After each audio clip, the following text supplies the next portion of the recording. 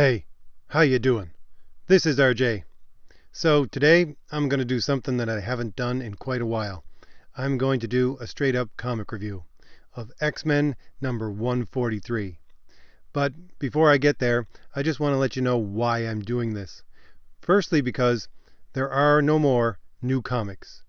Therefore, I can't do my 10-second comic reviews. And I actually think this is a blessing in disguise, because I went back to read old runs of comics. And these old comics just show me exactly how a comic should be written, how a comic story should be told. And that's what I want to go over in these reviews. I want to go over why a story works or why a story doesn't work. And this is very particular for a comic, because you have half of the story told by the art and half of the story told by the words. And there are many different things interplaying when those two things connect. First of all, if they don't connect at all, you have a problem.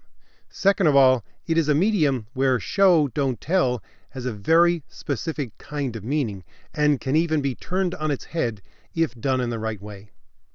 And whenever I do anything, I do it for a very specific purpose. And the specific purpose why I'm going to do this, why I'm going to look at all these extra bits of why a comic works, is because I now have my own comic written, and I have a very, very good artist ready to work with me on my own comic. But just having a story and just having the art isn't enough. The story and the art need to connect, and they need to do so in a very specific way. And besides that, the story needs to connect to your reader. So I want to make sure that I am going to connect to my reader no matter what. So these reviews are probably going to be very rough at first until I get a pattern down. So the reason I chose Uncanny X-Men number 143 is because it is a standalone story. And the story goes as follows. Long ago in the distant past, the demon race of Nagari controlled the Earth, and they mean to do so again.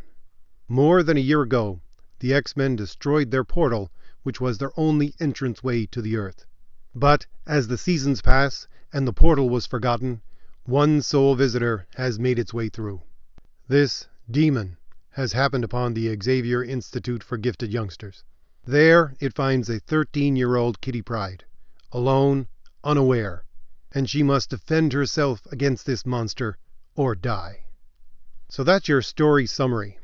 And I gotta say, for this book, it has 9s across the board. It is a book that you should read. But when reading this book, something struck me.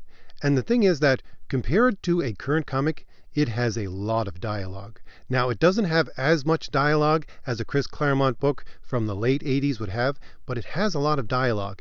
And besides that, it has a lot of captions and a lot of narration. And if you're looking at the screen, you can see that this narration is there for a very specific purpose. It is to follow the Stan Lee rule that every comic is someone's first comic. Now, this is about 50 issues into Chris Claremont's run on the X-Men. And yet, every time one of the X-Men is introduced into this story, he explains who they are and what their powers are very briefly. He is assuming nothing about his audience. He is assuming that his audience does not know what is going on, who these people are. He makes sure that he catches you up and does so in an entertaining way. Much more entertaining than the block text that you find within current comics, either slapped at the first of the comic or sprinkled throughout, as in your current X-Men. But I want to pose this question to you, and you can answer it in the comments. Would you today find this to be invasive in your reading?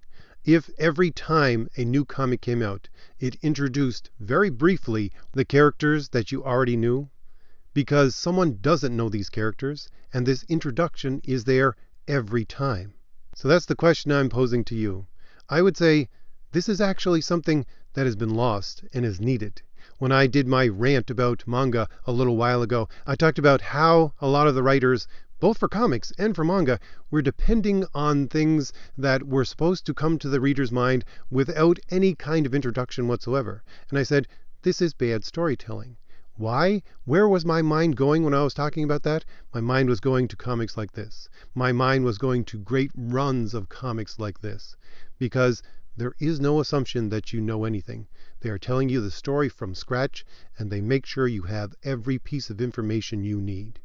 Anyway, As I said, 9s across the board for this comic. So, tell me what you think about my question. Tell me what you think about my new kind of videos, which I'm hoping to do more often than not. And, as I used to say when I did comic reviews, make comics better by reading better comics. And this is quite definitely a better comic. All right. I'll see you later. Bye.